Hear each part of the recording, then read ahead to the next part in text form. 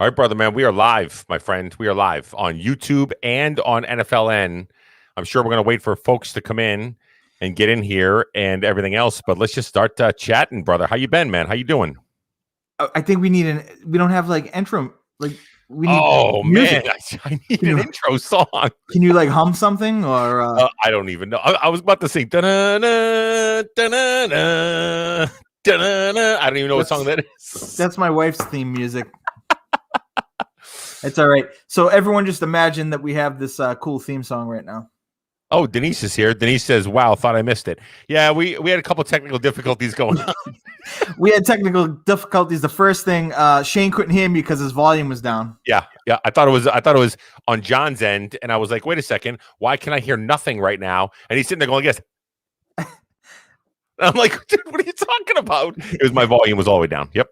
And then we had some lighting issues on my end, so. Yeah, it made him look like he was a ghost. It was like ghost, and then it turned like all kinds of shaded and all kinds of stuff was going on. It was weird. It was so strange. But we're good now. We got under control. We are good now, my man. So again, how you been, man? How things going since the last time that we chatted? It's been a little bit, right? Probably about a month and a half or so. Christmas time, right? Christmas, yeah, just after Christmas, I think so. Yep.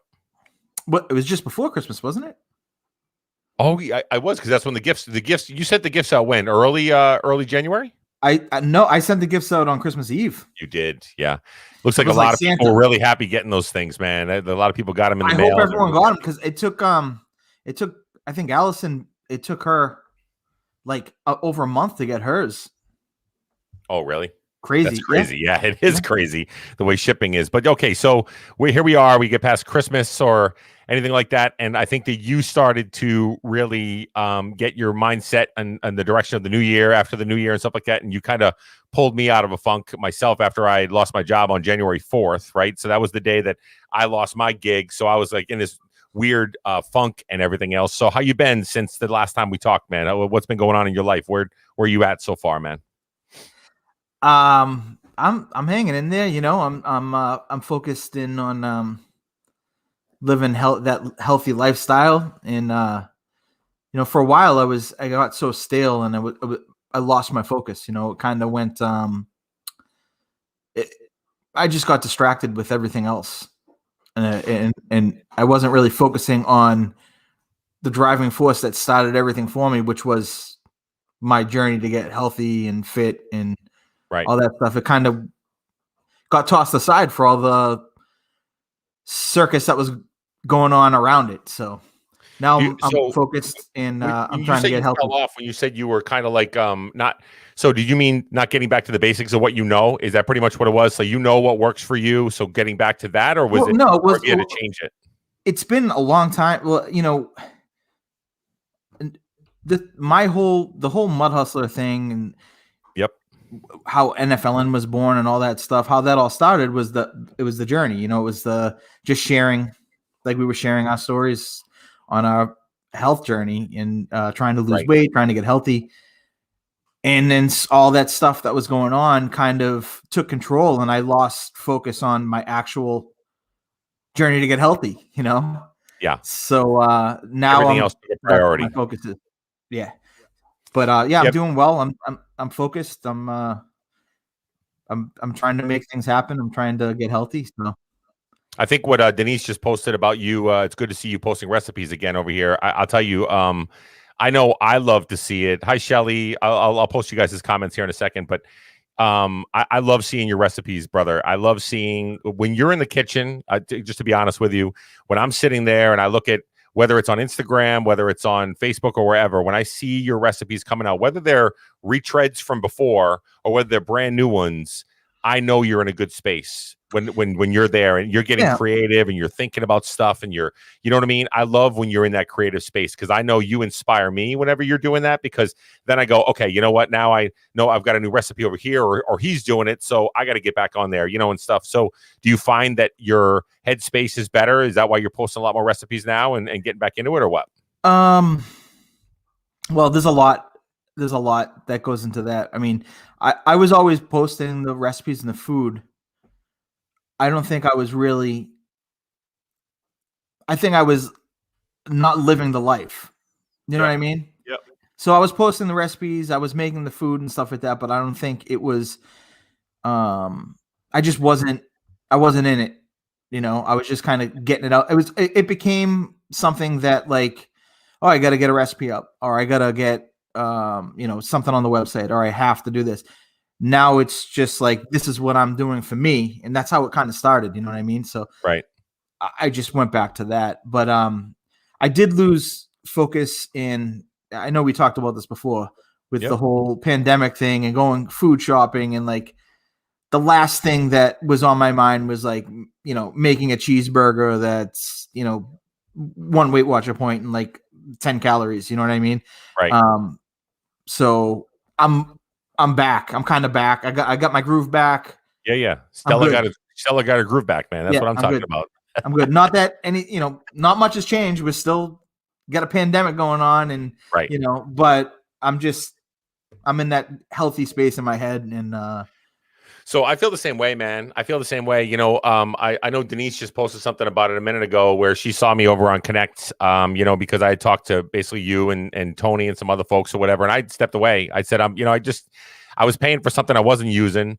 I was in the middle of all this different stress level, all this other stuff that was going on. I was like, listen, I'm just not and I fell off. Right. And so for me, I gained some weight back and I started feeling really poor about myself. But then I thought to myself, okay, what works for me really is to be around my community and around my friends and around people that are like-minded, that can think similar to me, also hold me accountable, but also joke around about it, have some fun and whatever else. So I hopped back on there and it was interesting, John. I got on there the first time and I put a coffee talk on there, just a regular post of like I normally do if I blog in the morning or if I just put a couple notes out there. It went crazy. It went viral. It went all the way to the top. People were like, oh, we missed you. And I'm like, wow, that's crazy, man. I forgot how much I missed the community. You know what I mean? It's funny. I get a lot of, oh, I missed you, or I'm glad you're back. The funny thing is I never went anywhere. I was still right doing it. It's so weird the way that social media algorithms work, because I've been going right along with everything. I've been, but I don't know. It's strange. But were you as active? Were you as active posting? No, I think that once I started like actually sharing more of the stuff outside the food, I've been trying to check in like every week or so, just on how I'm doing and where my head's at or what pops in my head. That kind of resonated with what happens is, and I'm sure you know this, is that the more interaction you get with the community, the more your posts are seen. So if people are going back and forth with you and you're having a discussion about whatever it is you're talking about, all of a sudden, like, they'll start seeing what you're sharing on social media. Right. When I'm just throwing up like, hey, here's a big ass waffle, you get some likes and maybe a comment here or there. But when you're talking about like, this is, what's going on in my head, this is what's going on with my family, this is what's going on with my health, people are more interactive and they're like, oh my God, I'm in the same space, or I've been there, or thanks for sharing that, your failures too, or where you're at. It makes me feel good about myself. So I think that's what it is. So people might not have seen me like posting and sharing stuff, but now that I'm more interactive because I'm sharing more of that stuff, I think that's why they're like, hey, it's good to see you again. Yeah, I agree, man. Everybody, that resonates with everyone. Even Shelly just said it a minute ago. She says, thanks for being honest. It shows we are all human and lose focus from time to time.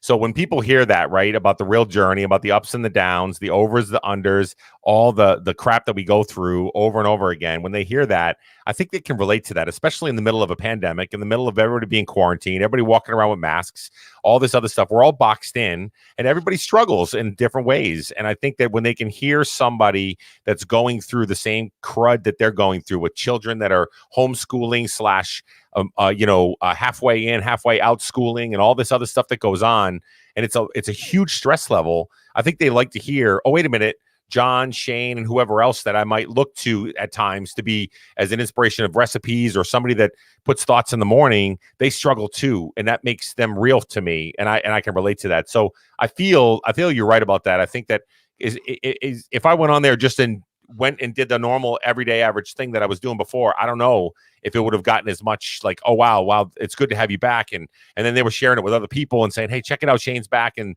he's sharing that he struggled, but he's back and all this stuff. But I don't know, man. Maybe we love to live in misery sometimes, though, to be honest with you. You know what I mean? I just feel like it's always been this way. Like whenever I discuss my family or I bring, or my kids are involved or my wife is involved, that's where, the community wants to, at least the Mud Hustler community. I mean, NFLN too, but that's what resonates with people the most because you're human. You know what I mean? They see that side of you and, they like to see that. So it's, I could come up with some recipe where like I'm doing some crazy magical science and like, it's crickets. But but if a squirrel invades my attic and, I'm sharing it, it's bonkers.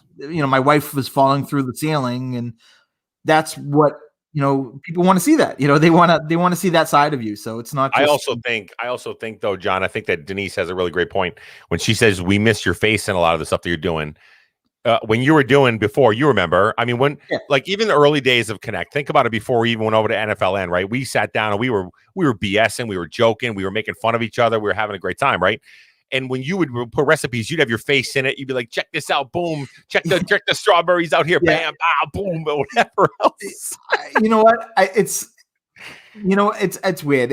I get in my own head sometimes and you do. I don't want to mention names of other food bloggers, but that drives me crazy sometimes where like, boom, here's my face and here's like whatever it is. Like, I don't care about your dumbass face. I just want to see, like, tell me how you made that concoction. But I get it too. I mean, it's yeah, but you're the personality, dude. You're the personality behind the Mud Hustler, and people want to see you. So I love the fact that, because I do notice that too. Even you posted the other day when you said, hey, listen, I think you had your shades on, or you were talking about devotion, and you were talking in the car, and you were talking about the giveaway that you were doing, right? Every time I see your face roll up on my feed, I go, hey, that's my boy right there, man. What's he talking about here? So I silence and I listen every time. Who doesn't want to see this face? I thought Who doesn't want to see that beautiful face? Yeah. I am an Instagram model, so. Yeah, you are. Yeah, so what's interesting to me is that, after Christmas, for me anyway, knowing all the way through Christmas. As a matter of fact, our last live stream, I had already found out that I was going to lose my job after the January 4th.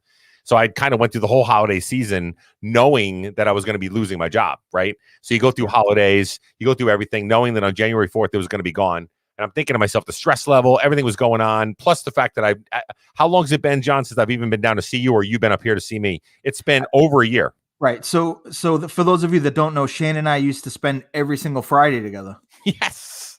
Like the whole, as soon as one of us got out of work, either Shane would head down most likely, or I'd head up there and we'd spend Friday night, sometimes he'd even crash on the couch downstairs. Yep. So that hasn't happened since for a long time. It hasn't, and some of it is because of the relationship between Maine and Massachusetts. Our governor is not getting along too well, and they're like all quarantined and everything else. But, for us in general, I also didn't want to put anybody, even for, your boys or Dominica or anybody like that, at risk for just me, and stuff like that. So, look I said her name and she walks in the room. I love it. It was perfect timing. It was like a cue. Yeah. So, for me, I think that's part of it. I told my wife that the other night. We were sitting on the couch and I said, I just miss my boy. What's up? She's crawling back to the room. She just crawled all the way across the house because she didn't want to be in the picture frame. She's like, I don't want to be in the camera. I love it. Sorry, buddy.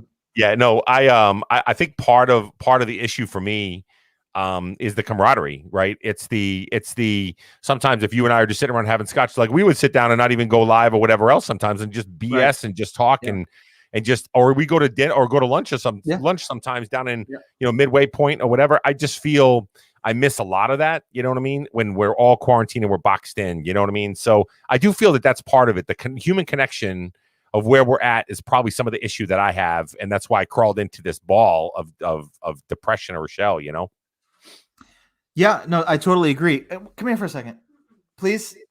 Because She's eating some big boy brownies right now. I just want Hi, you to, Dominica. Hi. babe, why don't you talk about the brownies? How good are those brownies? They're so good. Oh, the brownies are the bomb. I like it. This is brownie number 2 for Dominica. Nice. Not that I'm counting. Nice. Not that I'm counting or anything. Apparently he's counting, but I have 220 calories left. Leave me alone. That's right. That's right. You know, I wanted to hoard them for myself. This is the third batch I've made in 2 weeks. So Yeah, Aaron Brunel says that's the hardest part of this entire thing is not seeing people. Seriously, just being boxed in, or maybe she's saying seeing people. Maybe because I know she works in industry where she's around people all the time. I don't know. Maybe she's like, I don't know if I want to be around people all the time because I couldn't be a frontline worker, man. It's so difficult and such a hard thing to be able to do. You know what I mean? yeah, I guess it takes a special. I mean, you're talking about medical field and all that stuff. I mean, because I don't know, what do you consider frontline worker? Yeah, well, I think Aaron works in the grocery store. Doesn't she work at the out there in the as a cashier? Or I don't even know, Aaron. I think you work in the grocery stores. I think, right? We are now quarantined again. We have been exposed. Oh, see, yeah. She goes, we got exposed, so we're quarantined. So we're in this space where. Well, originally what I was saying was that one of the main reasons why I didn't come down in general is because I didn't know if I was a non symptomatic carrier and I walk into your house and I give it to JG or you or whoever else. I mean, I would be crushed over that. You know what I mean? If something like that happens. So it's just a tough thing. Retail management. That's what Aaron does. So I call that frontline workers, man. Those are the people that are up there on the front line, you know? Yeah. It's no joke. It's, you got to go to work. It's like, you got to pay the bills. You got to put food on the table. That's scary, It's and I think that's where a lot of people's issues with their health wise comes into play because it's stressful. Like it literally is so stressful. I look at somebody like Melanie, who's a part of our NFLN group, right? Melanie Valleco, who's a nurse in Massachusetts, where she goes through everything she has to go through. And it would be so easy to just dive into a sheet cake or some sort of huge pie concoction. I bring up the sheet cake just because that's stealing my lines now. You know what I mean? And it'd be easy to dive into it. Brownies and whatever, like the real brownies, the kind of brownies that you're talking with the 3,000. Why can't you dive into my brownies? What's that? Why can't you dive into my brownies? We can, real brownies. Yours are much better. The real brownies, really? You sound like my kids. I do. Dad, are these real brownies? Are these Duncan Hines or are these Mud Hustler?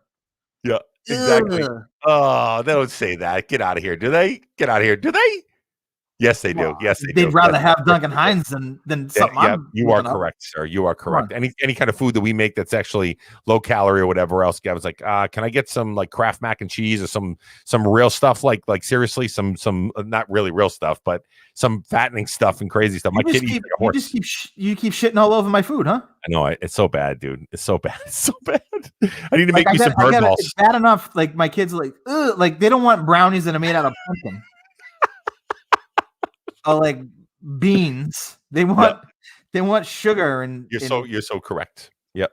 I won't even say another word about your food, man, because your food's amazing. What are you talking about, man? I hate you. I hate you too. We just need a bro hug, man. We need to break the tension, man. We need to cut the tension, the knife right down the middle. Can we talk about why Shane's wearing all red? Oh, nice. Do we want to know? Yeah, it's on the very bottom of the screen right there. It's scrolling if you could see it. It's called National Wear Red Day today. And basically, the American Heart Association. I didn't get that memo. Yeah, no, you didn't get the memo. You didn't get the memo. But if you had seen me anywhere on TikTok or Instagram, you would have seen me in red pretty much all day today. And I was pretty much putting out content all day to be able to raise money for the American Heart Association because this is Heart Health Month in general in February. And basically, this is the day that they ask everybody to wear red. So it's funny. I came home and I watched the news, and all the ladies on the news had red on. The weather forecaster had red on. So we raised a lot of money so far, and we're gonna have this big event like later on tonight, like 9:30 Eastern, and they're gonna raise a bunch of cash and go live and all kinds of other stuff. So for us, everybody's been affected by some sort of heart disease, some sort of what is it called? Congenitive heart failure. Is that what it's called? Yeah, whatever. Thanks, man. Thanks. So everybody's all been affected by something like this in their past. And, it's funny you bring it up because one of the things I wanted to talk about tonight was around this specific topic around I have wake up calls when these kind of things happen because I know I got to get healthier. You know what I mean? I just do. And for me, I haven't been back to the doctors. I'm always a preacher of going to the doctors regularly every year. Or like, let's go get your annual. Let's go get it. And I haven't been back since pretty much COVID started, right? It's been almost a year and a half since I've gone to see anybody to be able to do whatever I need to do. And I've always been proud of that part of it. But I need to do that. And I need to make sure I get myself back in check and get my weight under control and keep moving forward to make my ticker last longer. You know what I mean? So it's important. My wake up call was recently. I went to the doctor because I had a growth on my back. I had a tumor, a fatty tumor on my back for 15 years. Right. And I was just, it's been uncomfortable. For all this time, and it's gotten bigger. And I wasn't really concerned about it being cancerous or anything like that because I've had it for so long. I figured, I'd be dead by now. Yeah. Knock on wood, I'm alive. I'm okay. But you're still kicking. I'm just one of those guys where I'm one of those people where something's got to be hanging off me in order for me to go into the doctor's office or into a hospital. It has to be life or death. And I was so uncomfortable. I finally went in there and I had it removed, but I had to go to my doctor first. So I had to get my physical, and they weigh you. And it was shocking because I haven't been living that life. I'm making the recipes and I'm doing what I can, what I think I'm supposed to be doing, but I wasn't doing what I needed to do for myself to get healthy. Right. And when I stepped on the scale, it was like I was almost back at the starting weight, where going back to 2016 when I had my first health scare with my blood pressure and all that stuff. Kind of set me on the whole path to, I have to change my lifestyle so that I can be here for my kids and my wife and my family and stuff. So this was almost like the rebirth of that once again. Getting on that. You called me right after, and you were like, Shane, man, literally that scale when I was in the doctor's office, it freaked me out. It scared the crap out of me. I knew. And then of course the surgery, of course, you know what I mean? Yeah. So both. Well, I'm good. It's non-cancerous. Everything's good. I'm all healed up. I'm good. Everything's good. But it was just, you can't fake healthy. You know what I mean? It's like you either live it or you don't. And I feel like I was kind of just half-assing it for so long, and I lost focus on what's really important and why we're all here and how this all started. So sometimes we need snapbacks, you know what I mean? Seriously, we need something to be able to snap us into reality. Just like Denise just said, could have been like a sort of a wake up call when you see the scale like it is, or things like that. And you go, wait a minute, holy shit. I like, you serious? It's like, I know, when you put on weight, everyone knows, and when you're not. But you don't know if it is being as bad as it is sometimes. Because you lie to yourself. You know what I mean? It's like if you don't say it out loud, or if you don't see it, then it's not happening. It's not real. But when it's in your face and you have to deal with it, it's like, man, how did I get here? How did I get to this point?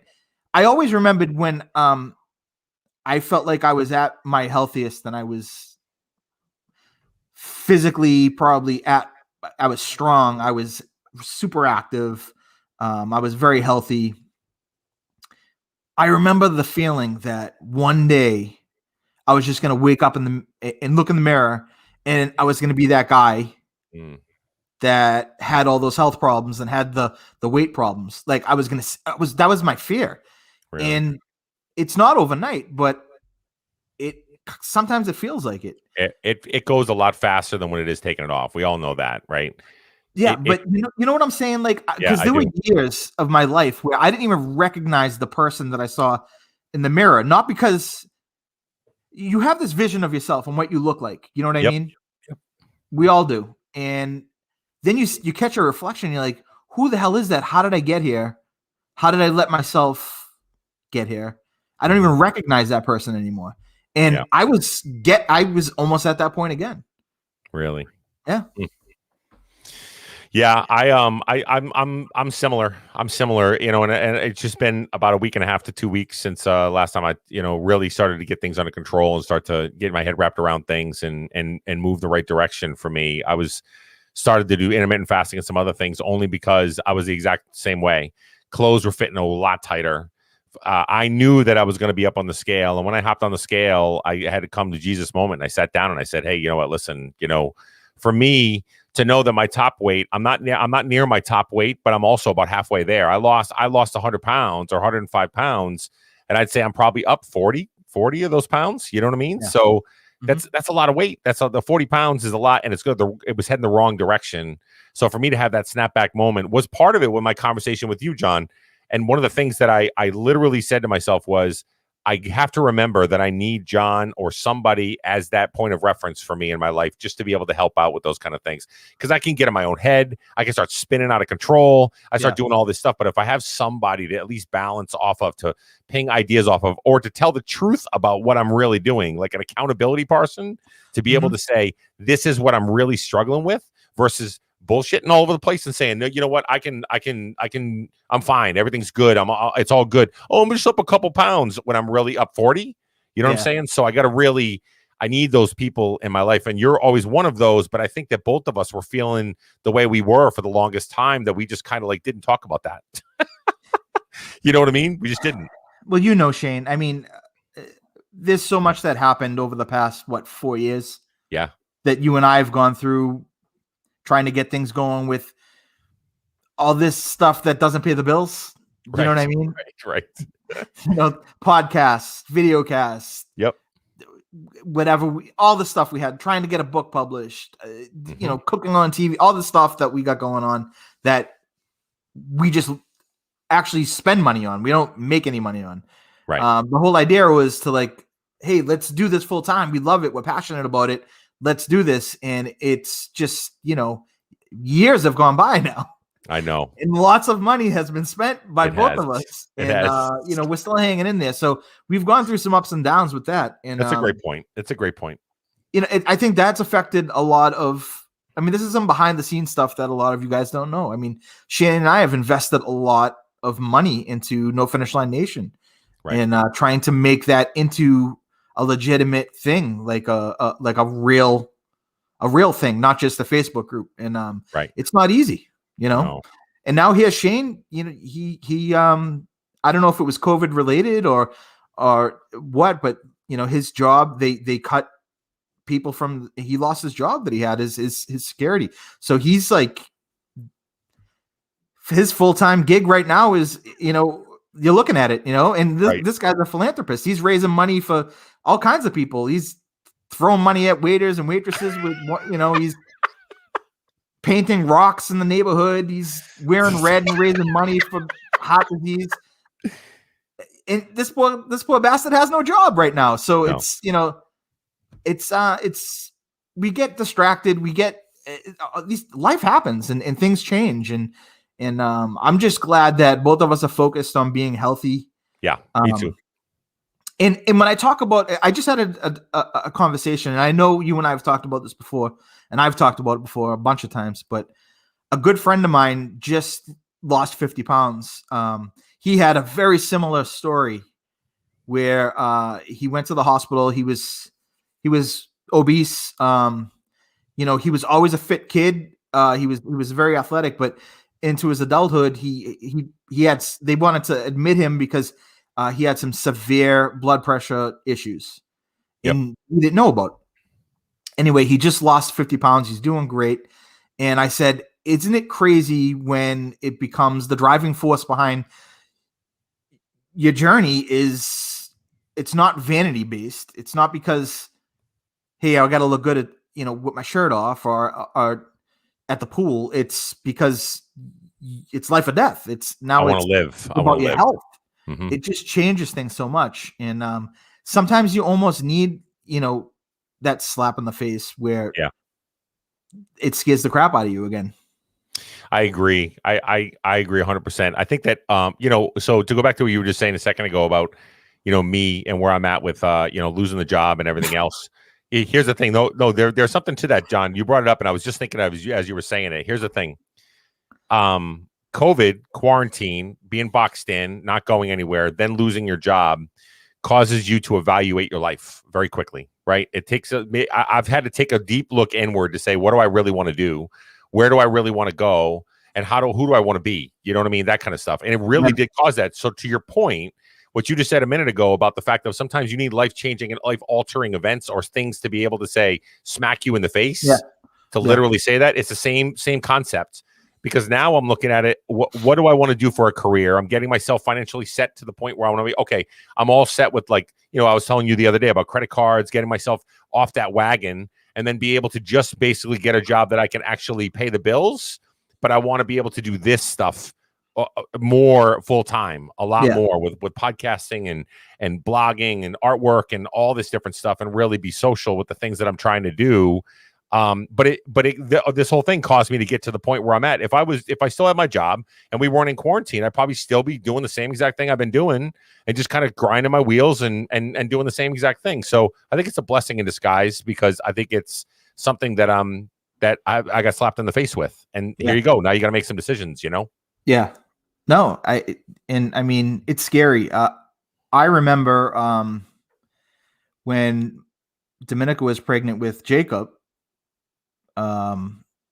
things were bad with my business, and I was working all kinds of jobs in order to, and Dominica was too, and she was pregnant, and it's scary when you're like, okay, and I was in my 30s, I think, at the time, and what do I do now? Like, my business is failing. I have to go, find a new career. Like, what am I going to do? I have to start all over again. Who left this post, John, that put Facebook user? Do you see it? Yeah, I see it. I gotta scroll up. That's fine. Yeah, it worked in veterinary medicine for 13 years. Fatty tumors are common, but you really need to get them taken care of sooner than later. She's talking about your back, I think. Oh, right? yeah, no, I got it taken care of. It's it took a good 15, 20 years, but it's gone now. And you said you feel a lot better, right? The pressure's gone and everything else. It Oh just my feels God, like a whole new man. I wasn't even able to. It was a constant. It became so big. It was like the size of an apple. Yeah. It became so big that I couldn't even like sit comfortably. I was uncomfortable driving. I didn't sleep on my back for 20 years. I mean, it was that bad. Wow, man. And it started off, I thought it was a knot in my back.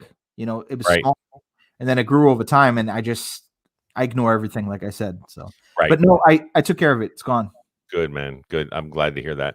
Let's see. We got a couple comments here. Aaron Brownell says that we are gifted with this. Must mean the social media aspect and us, or just us talking with us being boys and just chatting. Let's see. Somebody else said they have a Weight Watchers friend that was on a vent for 3 weeks. Must have been ventilator. That really has been my wake up call to get healthy, right? Yeah. If anything out of this whole entire situation, this is the moment we can really take a look at, because susceptible people are elderly, overweight people, right? Yeah. Those are your top two across the board. And I feel like it's not talked about enough. Mm-hmm. I feel like that, okay, we're talking about vaccinations, we're talking about washing your hands, we're talking about masks. Let's talk about being healthy. Yeah. Because if you're healthy, you're less susceptible, like you just said. So I feel like, why aren't we talking about that? Why aren't we talking about that issue? That should be like up front, like, get healthy, get active, get healthy, make some changes in your life, because this is scary stuff. And there's, to be honest with you, right now, with everybody, a lot of people still either doing remote working or working from home or anything like that. Still, what better time to actually try to do some stuff that's going to make you active, right? I mean, seriously, that's what I should have been telling myself. I wasn't doing it. I was like, I'm not doing it. What are you laughing about? What are you laughing about? Because I don't know. I mean, we've had this conversation where, like, I spent most of quarantine like doing nothing, and you spent most of quarantine like being a great person and doing things. We're like total polar opposites. Yeah. But like, no, some people took the opportunity to transform their lives during like this whole thing. Unfortunately, I wasn't one of them. But like people took up like, hey, I'm gonna start biking, or I'm gonna do this. I'm gonna. Yeah, but you did something that took you 15 years to do. You got the tumor taken out of your back, so that's a I'm a good hero. thing, right? That's your hero for doing that. Oh my god. Okay, now I got to talk about the story. I think I told you the story. So I'm a huge baby, like a gigantic baby. I am too with flus and colds. Yeah, I'm horrible. Oh no, I mean surgery. So Yeah. I go in and I see the the surgeon, and she says, "Oh, let's take a look at this thing." And she says, "Like, oh, that's big." And I'm like, "Yeah." I said, "I just want it to go." She's like, "Well, typically we do this in the office, but we're gonna have to do this in the hospital. It's too big. I have to, put you under." And I said, "All right, I don't want to know anything. Don't tell me anything else. I don't want to know anything.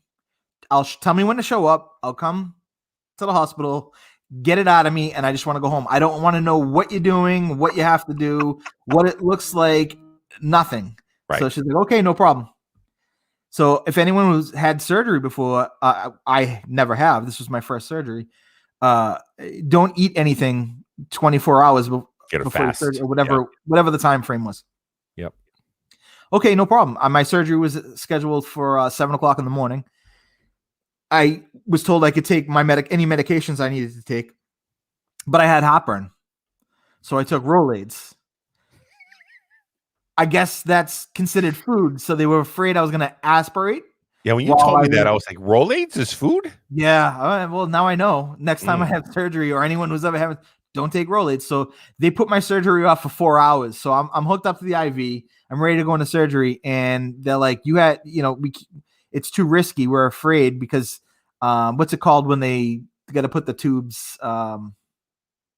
Oh yeah, I don't know the technical term for it. I'm sure we got some people that work in the medical field. Yeah, I don't know what it is. Anyway, yeah, they were afraid, and plus I was going to be on my stomach because they had to operate on my back. Oh, they were afraid, and that sucked.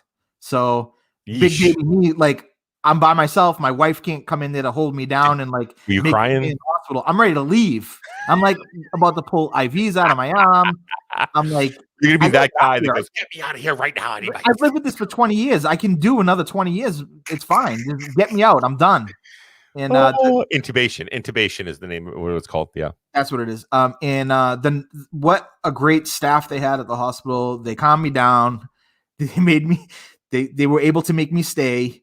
And I didn't run out in my whatever that dress is that's open in the back, because I was like, with your butt hanging out and everything else. I'm like walking around with the IV trying to leave, and they got me right back. And they're like, "Calm down. We're gonna take care of it. Everything's gonna be okay. You big baby." God. And they were talking about you in the break room later, man. Like this guy. I screwed up the whole day. Are you kidding me? I heard everyone. First of all, I heard everyone's story because I'm over here in pre-op, and I was there for 4 hours. Oh, so I heard everyone's like story, horror stories, and I screwed up the whole schedule. Oh, man, I was 7:00. So anyway. So they made you wait the 4 hours because you screwed up the schedule anyway. They're like, you know what, we're gonna make this guy, like, seriously. They wanted to make sure everything was digested. The 2 little Rolaids that I took. I've never known that. That's crazy to me, man. When you told me that, I was like, Rolaids, wow. Yeah. Hey, boy, Paul says, just finished 11 days working out again. Having to catch my breath from tying my shoes was when I realized it's time to get back after it. Yeah. Yes. We all know the struggle, man. Putting on shoes and socks and tying. I mean, we've been there, or we are there. You know, it's just things like that you take for granted, and it's crazy. A Facebook user says, it's been a lot, losing my dad, quarantine, my car accident, lot to try to get through. Glad this group is here to support. We all need and to have someone sometimes. Yeah, I think I was kind of touching on that earlier with you, John, and me, only because we're such good friends. But the group itself, you can see it. You can see the conversations. You can see people trying to lift each other up and really trying to invest. I've been watching some of these conversations, even with newer people that come on board that are like, what's this all about? And here's what I'm struggling with, or here's what I'm not. And a lot of people jumping right in to be able to help people out. So I love what the group is.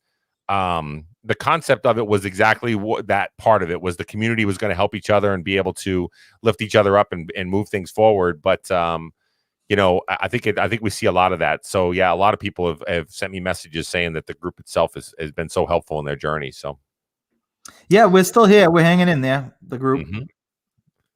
All right, let's see here. You sound like my husband. Oh, not going to the doctor, probably big baby. Yep. Oh yeah, Yeah. big baby comments across the board. Yeah. I'm also guilty of being a big baby. That must be, I don't know if that's Tony. I don't know who that is over there, but That's Mike. Oh, is it Mike Brownell? Nice. Yeah. And then Aaron says, "Oh yes, he is a big baby." Yeah. My wife gets so mad at me. My wife is the biggest sweetheart in the whole entire world. But the second that I get sick or I'm flu, and I'm like, can I get some chicken noodle soup? She's like, "Go get it yourself. What are you doing?" The best is when I have to give blood. So they, roll up your sleeves. I got like these big arm that's completely covered in tattoo ink. And I'm afraid to for them to stick this little needle and to take some blood. I'm like, oh! Do you turn away? Do you look away every time? You can't just laugh at look me. at the needle. You are such a loser. Oh, that's funny, man. Well, listen, I think that I think it's important. The things that we're talking about here tonight, man, they're important. All the things that we're discussing. I'm glad to see that you're in the kitchen. I'm glad to see that I've done a couple interviews and done some stuff with the podcast, and we're doing some of the things that we love to do. But it also is one of those things that is important to our journey. And and I know when we're in those spaces and we're doing that really well. When I'm blogging and I'm podcasting, and you're cooking and you're making new recipes and those kind of things, I feel that it's a better place for us both to be mentally. You know what I'm saying? It's just I feel like it's a little bit more towards the direction of what we know works for us. Yeah, totally. Yeah, I'm just happy to be feeling better and focused in on what really matters. Yeah. Let's see here. Denise says, always ask for the baby needle when giving blood. It doesn't hurt as bad. Whoa, the baby needle, dude. Did you know you could do that? No. Oh, wouldn't that be awesome? Big John walking in with his arms out to here and his shoulders up to here, and he come in and go, "Hey, can you give me the baby needle?" I feel like Denise is screwing around with me, and she just wants me to She's egging you on, dude. I think so. Can I have the baby needle? That's probably some doctor code for something. Oh man, yep. There was another one. Christy says, "That's my son, big guy with tattoos, but passes out when given blood." Yeah, I'm okay with needles. I get them. When I had my thyroid issues, I have to get my blood tested all the time. Yeah. So I'm so used to it by now that they take these 2 little tubes of blood all the time, and then I go give blood too. So, let's see. What did he say? No, serious. It is what I get. Oh, I don't know. I don't know what that means. Anyway, so all right, man. So anything else you want to cover tonight, man? Any other topics you wanted to kind of go over with the group or anything like that? I feel like there's something I wanted to talk about, but I can't remember. So, save it for next time. Next month, whenever we get to do this again. We should ask the group. You know what I mean? We actually had about 35 or 40 people here tonight on this one, which is great. You know what I mean? It's a good amount of people for some of our lives when we get together. How often I'd love to be able to ask the folks themselves if we went live and we did stuff. And I know sometimes it has to go with our own schedules and the things that we try to be able to do. But what would be a good amount of time that we do it? Aaron just answered, you guys should do go monthly, once a month. So once a month, every 2 weeks, what would you guys want to see if these are valuable to you? You know what I mean? Seriously, just what Brown Ale family needed. I mean, I know my thoughts are I love doing them with you because I literally always leave jazzed and amped because you're my boy and I love talking to you anyway. But and then with the group itself, with the people that are in here in the room, the long-termers, the people that have been NFLN since day one, pretty much, that are right here with us, that love seeing us. So, all right, let's see. Oh, we did have a sports question that came in. Denise asked, "What are your Super Bowl predictions from both of us?" Well, here's the thing. From me and my own perspective, I was telling John this the other day. I actually like Andy Reid. I like Patrick Mahomes, but I got to go for my boy TB12. Listen, he gave New England 6 world championships. He went to the Super Bowl 10 times, and this is his 11th time, I think. Literally the greatest player that ever lived, that walked the face of the earth. So I have to root for my boy. Now, you ask my wife, she's going to tell you Tom Brady can suck an egg. It's all about Mahomes right now. I'm like, I can't believe you. How about you, John? What do you think? I just want both teams to have fun, Right. I want a good game, but I want that's so I'm silly. joking. I want Tom Everybody Brady to get win. participation trophies. Is that what you're trying to say? Yeah, I was joking. Tom Brady. You were like, yeah. I want them to. Yeah. Okay. Yeah. Sure. I hope no one gets hurt. I want Tom Brady to win another Super Bowl. Yes, me too. For another team, for another coach. I just want Tom Brady to win. I don't care. Right. I'm always going to be a Tom Brady fan. I'll never forget the joy he brought me for all those years. Mm-hmm. I could never hate the guy. No. So many people. He's been hated his whole career. I know. And now you got. It's sad to me that any New England fan Crystal can literally do that. Yeah, Crystal. I seriously, John, this is no lie. 2 weeks ago, we were sitting there after the games, and I literally looked at her and I said, "Babe, I cannot talk to you right now. Seriously. So we're gonna have to go in the other room. We're gonna have to split rooms right now because you're gonna have to go in here." She was like, "Okay, whatever." She goes, "I just feel the way that I feel, and that's the way it is." And I'm like, "No, what are you talking about?" My prediction is it's so hard to count any team with Tom Brady out. I know. You can't. But I am worried that he's going to lose. The Chiefs are stacked, dude. That offense on the Chiefs is solid. They've got some weapons. And Mahomes is like he's special. He's all perennial. He's the new Brady. He's the new Brady. He's the up and coming. So I'd love to see him go out like this. I mean, maybe he's got another Super Bowl run next year. I don't know. Who knows, man? I think this would validate him.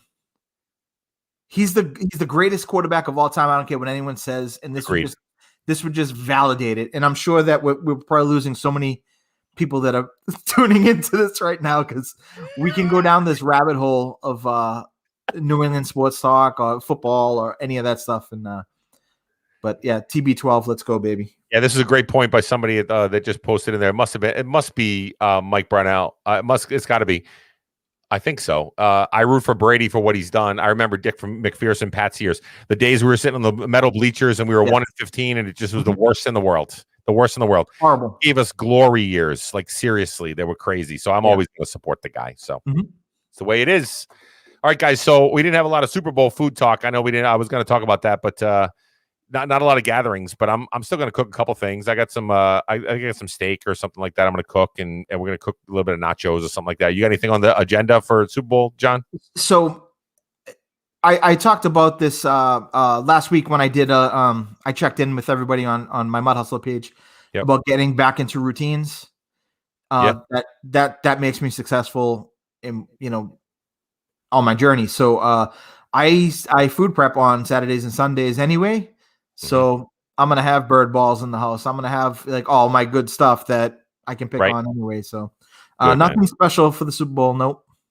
Consistency, and the house is gonna smell great because bird balls, when I make them, makes the whole house smell delicious. I'll tell you one thing. They didn't have lean 99% lean turkey at Market Basket the other day. So I did double chicken. All chicken. Yeah, I never did that before. It was really good. So I always have a different issue. I never have the lean chicken. I always have the turkey. I never have the chicken. So I've done double turkey before. That's usually the case. So you have to really hunt for it. Not everyone has it, but Purdue makes they make one that says lean, and then they make one that says 98% lean chicken. So that's the one you want. The 98% lean chicken breast. But they had no turkey. I was like, what's this 93% lean garbage? I don't need this. I need 99. Gonna make bird balls. Exactly, the official bird balls. Somebody just had a new gig for you, Mud. Cook and people can buy your creations. Mud's care packages, easy to reheat. Frozen Mud care packages. Nice. That's an idea. Whoa. Yeah. That's all I need is another branch of whatever the hell I'm trying to do. Another thing to invest money in. Another thing that will fail miserably. So that my wife just looks at me and says, "You're a huge failure." No, I'm just kidding.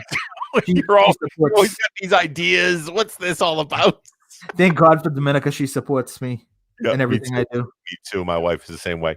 All right. So any last few comments here. Let's see. We grind our own chicken. Somebody said, I just bought an air fryer because of your Cheetos chicken. So that's what I'm going to have on Sunday. Somebody's having the Cheetos chicken. Nice. Somebody told me that was the best chicken they ever had. I thought that was crazy, but I mean, it's good. But that's awesome. That's pretty Super cool. Full chicken breast wing bites, homemade ranch dip and chives. Supposed to be easy. Okay, recipe book. Another thing, John, recipe book. There's another one. I've been trying to get a recipe book published since 2016. Listen, I already told you if I have my way with it, you're gonna have a recipe book sooner than later. We're gonna make this happen, man. I'm doing some investigative reporting. I'm making some things happen. Yeah, we'll see.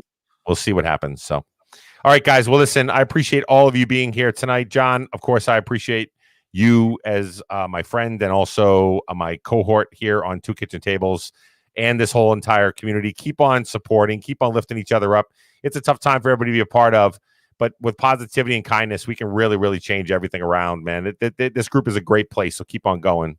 Any final thoughts from you, John? I can't follow that. Come on. Come on, man. That's too just deep. like you. It oozes out of you, just like the goodness. I can't. How do I follow that? You should have had me go that's first. why you have me around, man. That's why you have me around. I could have been like, "Hey, everybody, have a good weekend," and then you could have came with that. What am I supposed to say?